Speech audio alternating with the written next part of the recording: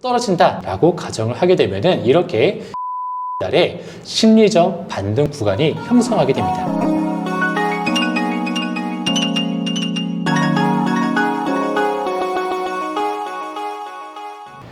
안녕하세요, 피님. 안녕하세요, 대표님.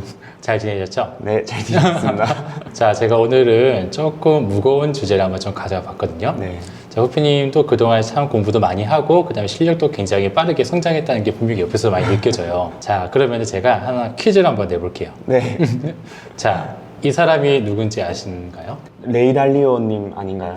아, 앙드레 코스톨란이라고 해가지고 달걀의 아니구나. 법칙이라고 해서 굉장히 유명한 투자자 중에 한 분이고 어디에 소속되어 있지도 않은 채 정말 주식 투자로만으로도 굉장히 유명한 이제 업적을 나누신 분인데 이분의 저서 중에는 돈 뜨겁게 사랑하고 차갑게 다루어라 라는 책이 있어요. 그 책에 보면은 시세를 이렇게 돈 더하기 십니다 라고 이야기를 하고 있거든요. 네. 여기에서 말하고 있는 돈은 시중에 나와 있는 모든 돈을 이야기를 하고 심리는 사람들의 환상 속에서 성장하고 있는 것을 심리라고 이야기를 해요. 네. 그래서 우리는 생각하는 대로 신문과 뉴스를 읽고 우리는 그거에 따라서 비관론자와 낙관론자가 생겨나기 때문에 네. 시세가 변동한다라고 이야기를 해요. 자, 우리가 뭐 어떤 호재가 생겼어. 그래서 이 호재로 인해 가지고 호재가 딱 생기자마자 혹은 완공이 되자마자 가격의 변화가 확 트이는 경우도 있지만 그렇지 않은 경우도 굉장히 많이 있죠. 네. 자, 이러한 현상을 이 책에서 그리고 이제 코스톨라니는 빼따 꼼플리 현상이라고 이야기를 합니다. 빼딱 꼼플. 예, 빼따 꼼플리 라고 이야기를 하는데 이 뜻은 기정사실이라는 뜻으로 미래에 결정될 악재나 호재가 이미 결정된 것을 간주하는 것이라고 이야기를 해요. 그 실제로 어떤 이벤트가 생겨날 때는 이미 확고한 사실로 지정이 되어 있기 때문에 시장에는 큰 영향을 주지 않는다라고 이야기를 하고 있는 거죠. 네. 네. 그리고 또 다른 유명한 사람을 또 한 분 오늘 이 자리에 모셨습니다.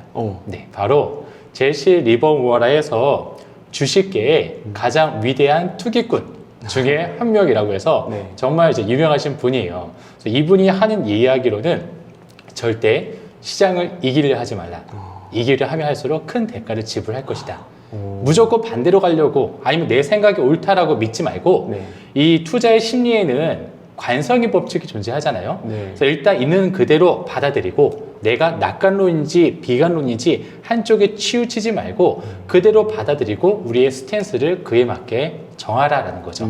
자, 그러면 우리가 지금 이렇게 이야기하고 있는 것처럼 네. 우리는 이렇게 다양한 사람들의 이야기를 청취를 해야 되고요. 네. 그리고 다양한 관점과 그리고 다양한 분석을 통해서 우리 스스로를 검증해 볼 필요가 있습니다. 자, 그럼 우리가 상승을 한다라고 하면 투자자 입장에서만 이야기를 할 거예요. 상승을 한다 그러면 투자를 하면 되겠죠. 근데 우리가 불안한 거는 하락을 한다라는 거예요. 자, 그러면 하락을 한다라고 가정을 한번 세워볼게요. 네. 자, 하락을 한다. 어디에서? 왜요? 부동산은 국지적으로 움직이기 때문에 네. 어디에서냐가 굉장히 중요해요. 네. 동시에 다 떨어지고 동시에 다 올라갈 경우가 없거든요. 네. 그래서 어디에서? 자, 그럼 우리 이 시간에는 우리 전국의 인구 절반 이상을 소유하고 있는 수도권을 한번 중점적으로 한번 파보도록 해볼게요. 네. 자, 그리고 왜? 떨어지게 되면 왜? 지금 바로 하락했다라고 보기는 어려워요. 지금 보합세 유지가 되고 있으니까. 물론 거래량은 떨어지고 있지만 가격이 하락했다라고 보기는 아직 어려워요. 근데 하락했다라고 가정을 해보면은 왜? 그리고 verify. 이거를 한번 검증을 해볼 거예요. 네. 자, 그러면은 수도권 가격 지수만 한번 가져와서 이렇게 봐봤더니 자, 이렇게 4번의 하락기가 보여집니다. 네.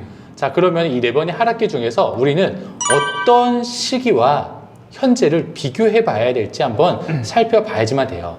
자, 첫 번째는 이렇게, 두 번째, 세 번째, 네 번째가 있는데, 자, 첫 번째 2008년도에는 뭐 수도권 규제로, 2004년도에는 수도권 규제로, 2008년도에는 리먼 사태, 그리고 2011년도에는 이제 유로파 금융 위기, 그리고 2018년, 19년에는 10년 주기설 해가지고 이런 이유로 떨어질 것이다라고 예측을 하거나 네. 그렇게 받아들이는 사람들이 많이 있었거든요. 자, 그러면 현재 상태부터 우리는 한번 검증을 한번 해봐 볼게요. 네. 어떻게 검증할 거냐면요. 저는요, 가격의 변동을 줄 수 있을 만한 요인들. 자, 금리 많이 올라가죠. 네. 금리와 그리고 우리는 부동산이기 때문에 담보대출 금리를 또 한번 살펴볼 거고요. 자, 그리고 통화량. 돈의 상태 굉장히 중요하죠. 네. 그리고 이 통화량 안에서도 가계 신용 증감률 해가지고 정부에서도 6%로 낮추어라 라고 계속 지시를 하고 있기 때문에 얘 또한도 봐볼 거고요. 입주 물량 그리고 미분양 그리고 거래량 그리고 단기간의 급등 여부 이 단기간은 우리는 2년으로 볼 겁니다. 이거 마지막에 한 번 더 설명을 드릴게요. 그리고 그 당시의 분위기 심리에 굉장히 영향을 미칠 테니까 이렇게 해서 많은 가지수를 가지고 한번 현재 상태를 비교를 해보고 과거에 하락했었던 상태를 그대로 한번 가져와서 현재 상태와 가장 유사한 시기는 언제인지 단순히 우리가 리먼 때와 비교하고 단순히 유럽화 금융 위기 때와 비교하고 단순히 과거 정부와 비교를 하게 되면 의미가 없어요. 현재 상태가 어떤 상태인지를 한번 봐보고 과거의 그 시점을 고르는 데까지도 참 소중하고 참 어려운 과정에 네. 포함이 될 것이거든요. 자, 이렇게 해서 이제 현재 상태는 어떠냐? 기준금리를 한번 살펴봐 보도록 할게요. 네. 자, 기준금리 봤더니 현재 1%예요. 물론 곧 1.25%로 바뀔 거라고 이야기를 하고 있지만 과거 대비해서는 굉장히 현저하게 낮은 기준금리를 아직까지는 가지고 있기 때문에 녹색불. 자, 그러면 통화량은 M1, M2로 해가지고 협의통화, 강의통화로 이야기를 했고요. 이 뜻은 시중에 얼마큼 많은 돈이 돌고 있느냐 네. 이런 뜻을 이야기를 해요. 자, 기준선을 제가 딱 만들어놨는데 그보다 위에 있으면 시중에 돈이 어느 정도 있다. 그보다 밑에 있으면 시중에 돈이 많이 없다라고 이야기를 할 수 있을 거예요. 네. 자, 지금은 37.3% 한국은행에서 1월 12일 날짜로 다시 발표를 한 게 아직 37.3%이기 때문에 아직 현저하게 아주 높은 돈이 시중에 돌고 있어요. 물론 대출 규제를 하고 있긴 하지만 규제를 한다고 해서 우리가 바로 이 돈을 은행에 갖다 내는 게 아니라 규제를 더 할 거라는 심리 때문에 더 많이 모으려고 하다 보니까 시중에 돈이 반대로 더 많이 생기게 있고 있구나라고 이제 볼 수 있을 거예요. 네. 자, 그리고 입주 물량을 봐봤더니 지금 수도권 자체로만 보았었을 때는 그냥 적정하게 유지가 되고 있다라고 네. 볼 수 있습니다. 자, 미분양은 굉장히 적어요. 네. 뭐 수도권이기 때문에 수요가 언제나 넘치기 때문에 미분양은 그렇게 많은 적이 많이 없었지만 그래도 지금 현저하게 적습니다. 그리고 거래량을 봤더니 지금 뉴스에서 보시다시피 굉장히 많이 떨어지고 있는 중이에요. 자, 그래서 거래량은 나쁘다라고 표시를 하고 있고 급등은 24개월 동안에 수도권 기준으로만 40.4%의 상승을 했습니다. 제가 가져온 거는 KB 지수예요. 네. KB 지수는 원래 실거래가보다 훨씬 더 낮은 변동폭을 보여줘요. 그렇기 때문에 이거에 한 1.5배에서 2배 정도의 실제로 상승했다라고 볼 수도 있거든요. 자, 우리가 수도권에 있는 어떤 아파트를 본다고 하더라도 최근 2년 동안에 네. 2배 이상 올라간 아파트도 쉽게 목격을 할 수가 있거든요. 맞아요. 그래서 40.4%는 굉장히 큽니다. 그래서 KB 지수 안에서 20%만 높아도 단기간 급등이다라고 볼 수가 있거든요. 근데 40.4% 굉장히 큰 급등이다. 네. 현재 상태에서는요. 우리 과거를 볼 때도 이 부분을 조금 중점적으로 봐볼 필요가 있을 것 같아요. 네. 그 분위기는 굉장히 안 좋죠. 대선이라는 큰 위기도 있고 또 임대차 3법 때문에 전세가에 대한 다른 불안감도 또 물론 있고요. 그리고 정부의 대출 규제가 굉장히 크다 보니까 이것 때문에 지금 신축 아파트든 뭐 다른 아파트든 그리고 전세 퇴거 자금이든 등등 해가지고 굉장히 큰 돈맥 경화가 이루어지고 있다라고 하기 때문에 분위기는 굉장히 안 좋다라고 볼 수 있을 겁니다. 자, 그럼 지금까지 우리는 한번 현재 상태를 살펴보았는데요. 과거 상태를 한번 비교해 볼 어떤 후보군이 필요할 겁니다. 네. 자, 그래서 이 과거 상태의 지수를 한번 가져와 봤고요. 후보 1, 2, 3, 4 해가지고 우리는 어떤 후보와 현재를 비교를 할 것인가 한번 과거를 하나하나 살펴봐 보도록 해볼게요. 오.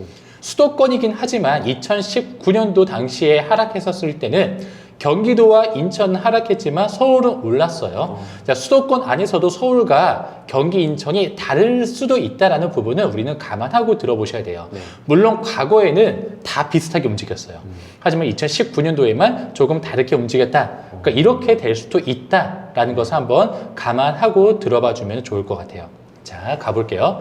기준금리 이렇게 과거 5.25%에서 현재 1%까지 쭉 내려왔는데 후보 1에서는 약 3.25%, 후보 2, 그리고 후보 3, 후보 4를 봤더니 후보 1에서는 떨어지고 있는 중이기 때문에 즉 기준금리가 높다 하더라도 무언가 괜찮아지고 있네 라고 받아들일 수 있을 거고, 후보 2는 굉장히 빨리 떨어지고 있고, 네. 후보 3은 올라가고 있잖아요. 네. 지금처럼. 네. 그러다 보니까 심리적으로 조금 위축이 될 수 있을 것 같아요. 그 후보 4도 그냥 이제 고만고만한 수치인 것 같지만 기존에 이미 올라가고 있는 수치이기 때문에 심리적으로 기준금리가 더 올라갈 것 같아 라는 어떤 위축감이 생길 수도 있을 것 같다는 생각이 듭니다. 네.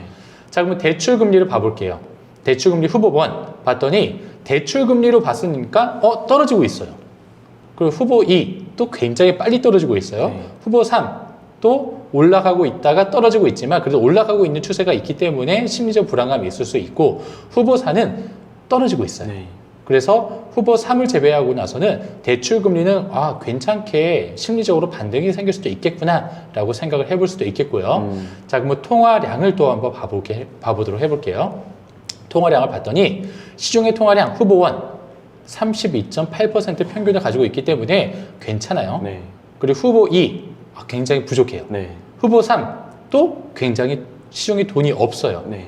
그렇기 때문에 이전에 초이노믹스라 해가지고 돈을 시중에 많이 풀려고 노력을 했었던 게 바로 이렇게 시중에 돈이 많이 안 돌았기 때문이거든요.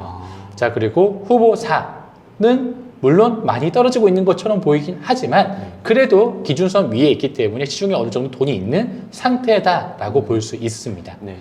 자, 그리고 바로 가계 신용 증감률을 봐볼게요. 후보 1 증감률이 굉장히 적어요. 네. 그래서 조금 더 많이 올라가도 괜찮은 타이밍이고요. 후보 2는 아직 높아요. 10 이상이 되기 때문에 굉장히 높은 수치다. 그리고 후보 3은 그래도 적정선보다 위에 있다. 적정선을 제가 정부에서 이야기하고 있는 6%를 이야기를 해서 제가 선을 한번 만들어 보았습니다. 네. 자, 그리고 후보 4는 기준금리는 비록 올라가고 있는 추세로 보여지긴 했었지만 이렇게 가계신용 증감률은 많이 내려가고 있었기 때문에 어느 정도 잘 관리가 되어 있었구나 라고 바라볼 수도 있지만 심리적으로는 좀 위축이 되고 있구나 라는 것을 느껴볼 수가 있어요. 왜냐면은 이 가계신용 증감률이라는 거는 이게 어느 정도 자산이 투자를 하게 되면은 돈은 더 벌 수 있어 라고 생각을 하고 있는 사람들이 많으면 많을수록 이 증감률이 올라갈 수밖에 없거든요. 네. 당시에는 약간 위축이 되고 있는 심리였었구나 라고 바라볼 수 있습니다. 그러니까 1번과 4번은 약간 위축, 그리고 2번과 3번은 약간 위축이 아닌 상승세를 전망하고 있는 사람들이 많이 생길 수도 있었겠네 라고 한번 생각을 해볼 수가 있습니다. 자, 그러면 대출 규제가 이렇게 생겼기 때문에 이렇게 가계신용과 그리고 통화량에 어느 정도 영향을 줄 수 있었을 거다라고 생각이 듭니다. 이것은 참고로만 한번 봐보고요. 자, 그리고 우리는 입주 물량도 한번 살펴봐야겠죠. 하락의 4대 요소 중에 네. 큰 비중을 차지하는 게 공급량이기 때문에 입주 물량을 반드시 살펴보아야지만 됩니다. 여기 연도별로 보면은 이제 부동산 지인에서 이제 2000년도부터 쭉 살펴볼 수가 있는데 저는 수도권이기 때문에 서울, 인천, 경기를 합쳐서 가져와 봤어요. 그러니까 이제 후보 1에서는 상승, 그러니까 즉 공급이 좀 과다하다. 네. 후보 2에서도 많다. 후보 3는 뭐 적정하다. 후보 4는 많다라고 이야기를 하고 있습니다. 하지만 여기에서 보고 있는 거는 연도별이에요. 그 연도별이다 보니까 좀 보기가 많이 러프해요. 네. 그 조금 세분화시켜서 우리는 반기별로 좀 볼 필요도 있거든요. 그래서 제가 수집한 입주 물량에는 2000년도 초반에는 없기 때문에 후보 2부터만 좀 봐보도록 해볼게요. 후보 2 봤더니 부족하네요. 후보 3 보니까 부족하네요. 네. 그리고 후보 4 봤더니 많네요. 많아요. 그래서 후보 2는 리먼 사태가 있었던 2008년도고 후보 3는 이제 유럽화 금융 위기가 있었던 2011년도쯤 되다 보니까 당시에는 수도권에는 입주 물량이 많이 있지 않았었구나라는 부분을 우리가 인지를 할 수 있습니다. 네. 자, 그리고 미분양 같은 경우는 후보 1에 봤더니 부족해요. 네. 후보 2도 많아졌긴 했습니다. 하지만 그래도 부족하긴 해요. 하지만 수도권에서 이 정도가 생겼다 한다면 굉장히 많은 편이다라고 이해하시면 돼요. 자, 후보 3도 굉장히 많죠. 네. 그렇다는 뜻은 심리적으로 신축에 대한 수요도 굉장히 많이 부족해졌구나라는 네. 것을 우리는 한번 바라볼 수가 있을 겁니다. 후보부는 이거는 말할 것도 없이 수요는 굉장히 풍부하구나라는 네. 것을 한번 이해해 볼 수가 있을 거예요. 자, 그렇게 우리는 신축에 대한 공급과 수요를 봤죠. 네. 자, 그러면 구축에 대한 수요는 뭐라고 했죠? 구축 거래량. 그렇죠. 네. 구축의 거래량, 실제로 아파트가 이제 거래가 된 모든 거래 건수를 가져오면 돼요. 네. 자, 거래량을 일단 이렇게 가져와 봤습니다. 네. 자, 하지만 여기서 문제가 하나 생겼어요. 어. 매매에 대한 실거래가 의무화가 된 시점이 언제인지 아세요? 이거 배웠는데. 네. 이거 2006년. 맞아요. 2006년도에서 매매, 그리고 2011년도에서는 전세가 들어가기 때문에 매매에 대한 거래량을 가져오고 싶은데 그러다 보니까 우리는 후보 1을 네. 가져올 수가 없었거든요. 네. 그래서 후보 2부터 한번 가보도록 해볼게요. 네. 후보 2를 봤더니 이렇게 거래량이 급감했습니다. 네. 후보 3를 봤더니 거래량이 또 부족했어요. 네. 후보 4를 봤더니 또 거래량이 급감했어요. 아, 거래량과 가격에는 굉장히 밀접한 관계가 있구나라는 것을 바라볼 수 있는데 후보 1 같은 경우도 당시에 뉴스를 찾아보면 우리는 그때의 환경을 좀 느껴볼 수가 있거든요. 네. 2003년도, 2004년도로 한번 가보죠. 네. 자, 봤더니 총체적 침체라고 이야기를 하고 있습니다. 거래가 굉장히 한산하고 심지어 30%가 줄었다라고 이야기를 하고 있고 또 중개업소에 의하면 이 또한도 굉장히 빠르게 감소하고 있다라고 이야기를 하고 있습니다. 그때도 거래량이 없었네요. 네, 그렇죠. 자, 이렇게 뉴스로만 보기에는 이게 진짜 맞아? 라고 해서 우리가 좀 의심을 해볼 수도 있지만 네. KB에 보게 되면은 매매 거래 지수라는 게 있어요. 네. 당시에도 이제 부동산 중개업소 소장님들한테 어떠한 보고 통계를 받아가지고 거래가 한산하다 혹은 활발하다라고 해가지고 매매 거래 지수를 만드는데 이렇게 만들어서 찾아보았더니 이러한 지수를 살펴볼 수가 있었습니다. 네. 자, 살펴봐서 후보 1 부족했고요. 네. 후보 2 부족했고요. 후보 3 부족했고 후보 4 역시 부족했어요. 물론 심리적으로 굉장히 하락했기 때문에 가격이 하락했다라고 볼 수 있겠지만 그래도 이렇게 거래량이 바로 이렇게 눈에서 보여지기 때문에 아 진짜로 이게 거래량과 가격과 어느 정도 밀접한 관계가 있구나라는 것을 우리는 바라볼 수 있습니다. 왜? 우리의 가격은 수요와 공급에 의해 결정이 되는데 네. 신축에 대해서 생겼었던 공급과 수요 네. 그리고 신축에서 수요가 많이 부족해지게 되면은 구축에 대한 거래량이 절대적으로 가격에 반영이 되거든요. 네. 아까도 봤다시피 이제 미분양이 조금씩 올라갔었잖아요. 네. 그러다 보니까 구축에 대한 거래량이 절대적으로 반영이 되기 때문에 이러한 부분이 가격에 중요한 요인이 될 수가 있구나라는 네. 것을 우리는 알 수가 있습니다. 자, 바로 이어서 우리는 최근 2년 동안의 급등 여부도 한번 살펴봐 보도록 해볼게요. 자, 후보 1 봤더니 2년 전부터 41.4%의 상승을 보여줍니다. 후보 2 2년 전부터 21.7% 상승을 보여줘요. 이 또한도 많아요. 후보 3 봤더니 과거에 0.4% 올랐어요. 네. 후보 4 봤더니 과거에 9.4% 올랐어요. 네. 그래서 후보 1이 이제 과거에 이제 급등 여부로는 현재 상태와 좀 비교가 되고 후보 2도 역시 많기 때문에 후보 2도 또 가져가 볼 수 있는데 후보 3와 후보 4 같은 경우는 현재 상태와는 조금 약간의 괴리감이 있다라고 볼 수 있을 것 같아요. 하지만 후보 4 같은 경우는 장기간 3년 동안에는 13.4%가 올랐기 때문에 장기간의 급등 때문에 어떤 심리적인 불안감을 야기시킬 수는 충분히 있는 요소가 될 수 있다라고 또 볼 수 있을 것 같습니다. 자, 그러면 바로 이어서 분위기도 한번 봐보도록 해볼게요. 분위기를 봤더니 2004년도 당시 뉴스에 종합부동산세 신설, 재건축, 재개발 이익환수제 논란, 주택거래 신고제 실시, 그리고 역전세난도 생기고 분양시장도 이로 인해서 한파가 생겼죠. 그뿐만 아니라 2008년도 후보 2에는 투기지역, 투기과열지구가 퇴장이 되었습니다. 이거는 어느 정도 네. 좋은 뉴스가 될 수 있죠. 네. 투자자 입장에서는. 네. 하지만 그런 이유가 버블 세븐 지역이 반값 세븐이라는 누명이 들어갈 정도로 굉장히 가격이 빠르게 다운이 되고 있었었고 소형 아파트에 대한 가격의 상승세가 이루어졌습니다. 왜냐하면은 작은 가격 그리고 점차 내 자산을 이제 축소하려고 하는 이런 심리가 강했기 때문이죠. 그리고 2만 가구 이상의 송파구에 입주 아파트가 생겨났죠. 그때 잠실 엘스와 잠실 리센치 등등 해가지고 굉장히 많은 가구 수가 한 군데에 그리고 강남에 입주를 하다 보니까 이거에 대한 공급 영향이 조금 생겨났었다라고 볼 수가 있습니다. 네. 자, 그리고 후보 3의 당시의 분위기를 보다 보니까 부동산 대세 하락 여론이 증가했어요. 네. 왜냐하면 2008년도에 당시 한번 하락했다가 살짝 올라갔다가 다시 떨어지니까 이거 봐 진짜 떨어지는 거잖아. 그리고 수도권 하락 지박은 강세. 하지만 수도권에 대한 뉴스가 중점적으로 나오는 게 현실이거든요. 네.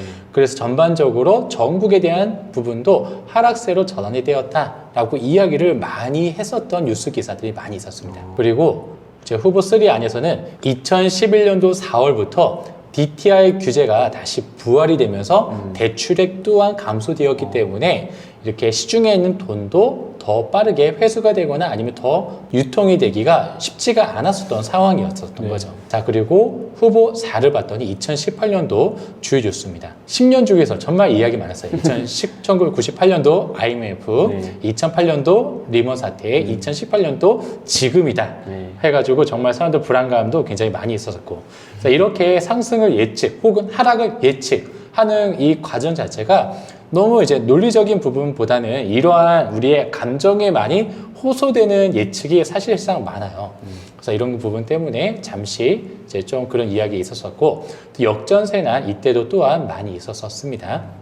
그리고 3기 신도시가 또 발표가 되다 보니까 3기 신도시가 생겨나면은 1기 신도시, 2기 신도시가 생긴 것처럼 가격, 주택에 대한 가격을 또 쉽게 떨어뜨릴 것이다 라는 예측이 굉장히 많았었거든요. 네. 그래서 이거는 사실이에요. 네. 하지만 얘가 들어오시지 못하고 있다는 거죠. 네. 부지도 확립이 안 되어 있는 상태에서 먼저 발표부터 하다 보니까 신뢰가 점차 잃어가서 이제 3기 신도시가 또 청약, 사전 청약도 하고 또 이렇게 할 것이다 라고 하지만 얘가 진짜 언제 되겠어 라는 사람들의 불안감이 더 많이 고조가 되다 보니까 지금 아니면 집을 못 사라는 심리가 다시 한 번 더 확산세가 일어났었던 거다라고 볼 수가 있을 것 같아요.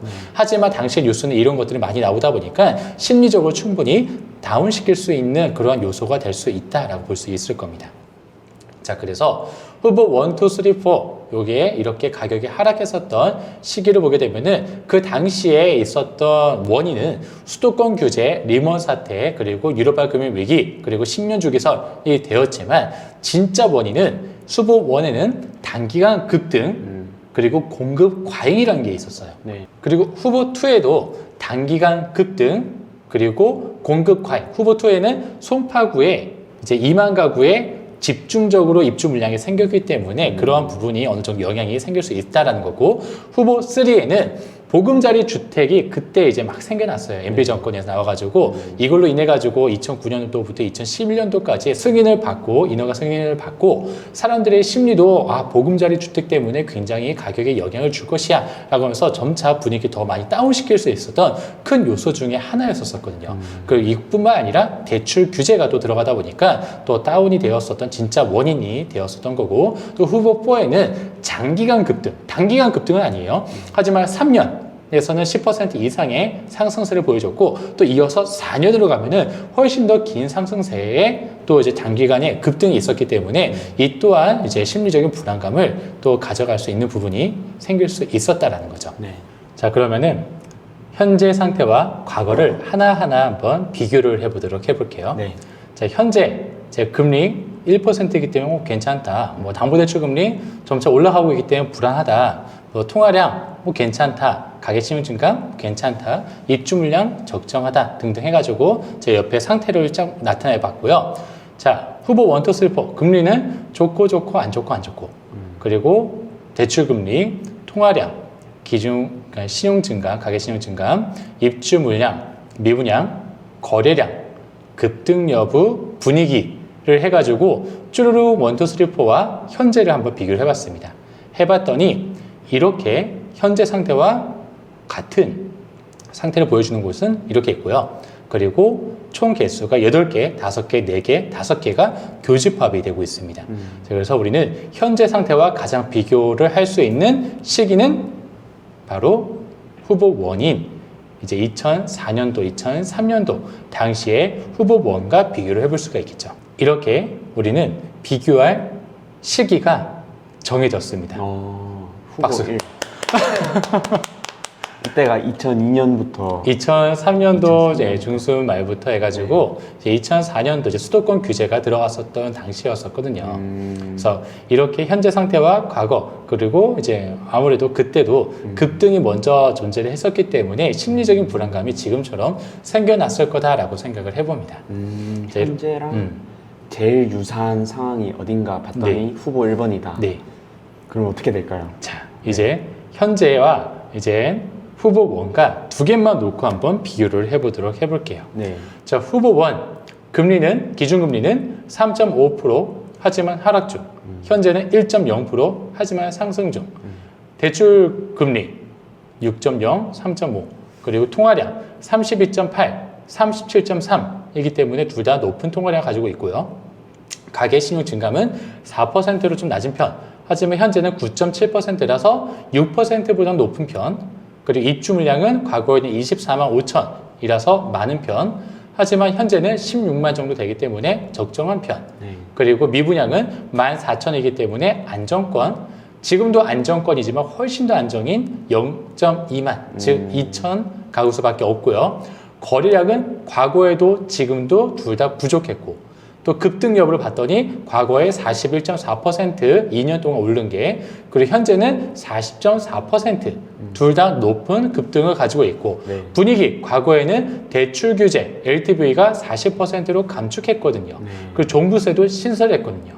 분위기 안 좋고 네. 현재는 대선, 대출 규제 그리고 취득세 중과, 보유세 중과 그래서 분위기가 안 좋고 지금이랑 엄청 유사하네요. 네. 과거가. 그래서 진짜 조금 더 많이 유사한 건 뭐가 있냐 이렇게 해서 봤더니 통화량, 거래량, 급등, 분위기 이 네 가지가 조금 더 많이 비슷한 것 같아요.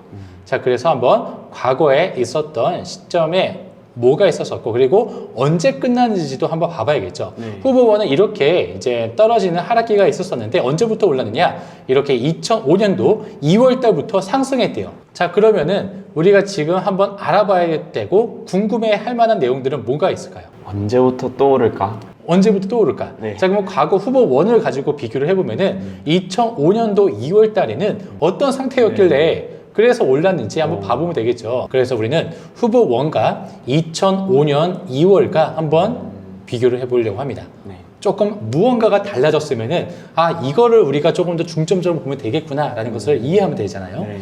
자, 금리 비슷하네요. 자, 그리고 담보대출 금리 뭐 비슷합니다. 자, 통화량 또 둘 다 많아요.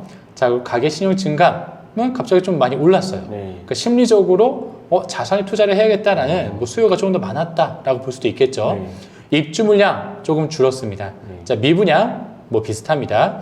거래량이 부족했는데 갑자기 많아졌어요. 네. 자, 물론 2006년도 이전이기 때문에 정확한 거래량 수치를 정확하게는 확인할 수 없지만 아까 전에 우리가 이야기했듯이 매매 거래 지수를 통해서 약간 예측을 해볼 수가 있고요. 네.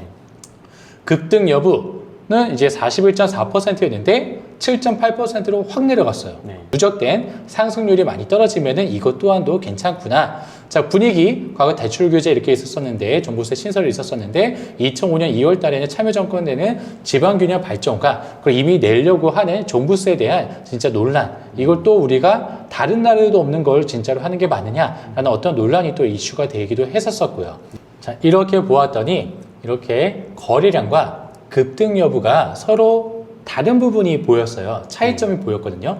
거래량 기존에는 낮았다가 그리고 높아진 거고 급등 여부도 굉장히 높았다가 낮아진 거예요. 네. 그래서 이 두 가지 포인트를 중점적으로 봐볼 겁니다.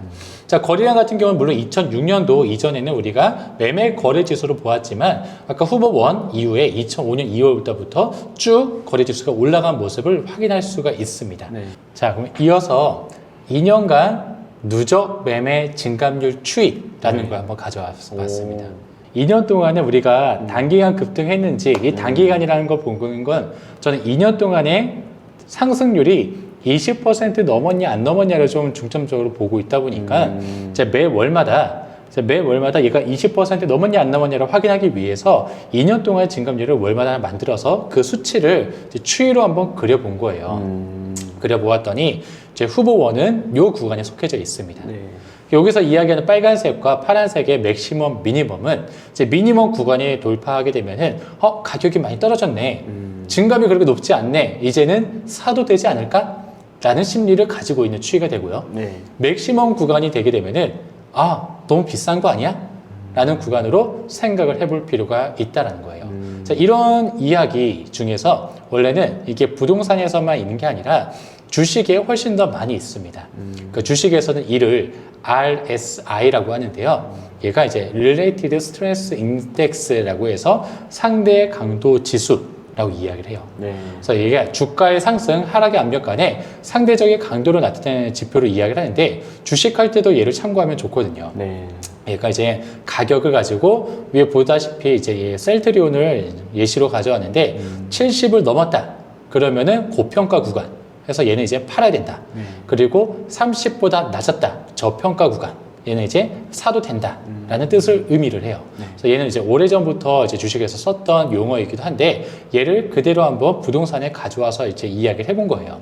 물론 주식에서는 매일매일 거래와 가격의 반등이 심하게 왔다 갔다 하다 보니까 이렇게 14일을 기준으로 보통 많이 써요. 하지만 9일과 25일도 쓰긴 하거든요. 저도 이제 2년을 보통 이제 부동산에서 쓰기는 하지만 이제 1년이나 3년도 쓸 수 있다라는 이야기인 거예요. 네. 그래서 맥시멈, 미니멈 구간을 이렇게 그려봤고요.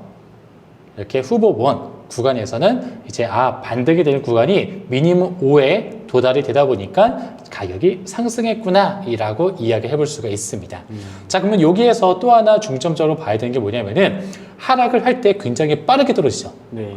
지금도 우리가 빠르게 떨어질 수도 있다라는 가정하에서 저는 이 이야기가 시작이 된 거예요. 네. 자, 빠르게 떨어지고 있는 구간이 어디에 있냐면은 앞에 뒤에 꽤 여러 군데가 있습니다. 자, 이 빠르게 떨어진 이 구간을 기울기로 한번 만들어 봤더니 마이너스 4가 나와요. 그래서 마이너스 4에 대한 기울기를 그려봤더니 이렇게 해서 빠르게 떨어지는 이 구간이 일치하는 모습을 그려줍니다. 자, 그러면 지금도 조금 더 한번 연장을 해볼게요. 즉 미래에 이렇게 맥시멈, 미니멈 구간을 그려서 본다고 했었을 때 지금도 마이너스 4의 기울기로 떨어진다 라고 가정을 하게 되면은 이렇게 2022년도 9월 달에 심리적 반등 구간이 형성하게 됩니다. 이는 가격이 빠르게 떨어진다 라고 우리가 예측을 한다 할지라도 말이죠. 생각보다 빠르게 반등을 하죠. 이미 2022년도 1월 달이니까요. 네. 자, 하지만 이렇게 떨어졌었을 때 앞에 보니까 이제 더 떨어지는 구간도 생겨나요. 2008년도 밑에 보게 되니까 더 떨어지는 구간도 생겨나죠. 네. 이제 이 떨어지는 게 반등을 할 수도 있지만 더 밑으로 떨어질 수도 있다는 건데 이거에 대한 또 차이는 뭐가 있냐? 통화량, 당시에 유동성 부족 구간이 이렇게 형성이 되어 있었습니다. 자, 당시에도 이렇게 유동성 부족 구간이 이렇게 형성이 되어 있어요. 자, 그러면 이렇게 빠르게 떨어졌는데 유동성도 부족했다. 그러면 더 떨어질 수 있는데 유동성이 부족하지 않다. 라는 것은 미리 예측이 가능합니다. 이 부분은요. 그래서 이렇게 유동성이 부족하지 않다 그러면은 반등을 시킬 수 있는 여지가 충분하다라는 거예요. 네. 하지만 이제 M1, M2가 28% 밑으로 떨어져 가지고 이제 유동성 부족 구간이 형성이 되게 되면은 더 밑으로 떨어질 수도 있으니까 그때는 조금 더 조심해 볼 필요가 있지만 유동성 자체가 시중에 돈이 좀 많이 돌고 있으면은 반등할 수 있는 구간은 22년도 9월 달이네요. 자, 9월 달에는 추석이 있네요. 그 추석이란 그 기간 이후에 반등할 수 있는 구간이 충분히 생길 수도 있는 시점이 바로 수도권에서 일어날 수도 있다라고 저는 감히 예측을 한번 해보았습니다. 자, 그렇게 하다 보니까 이렇게 보다 보니까 예측이 곧 이뤄지네. 9월 달에 올라간다 할지라도 1년 동안의 상승세는 전반적 평균으로 보면 또 상승을 할 거 아니에요. 네. 자, 그러다 보니까 이것을 아마도 정부에서도 알고 있는 것 같아요. 그래서 얼마 전에 또 뉴스에 나왔죠.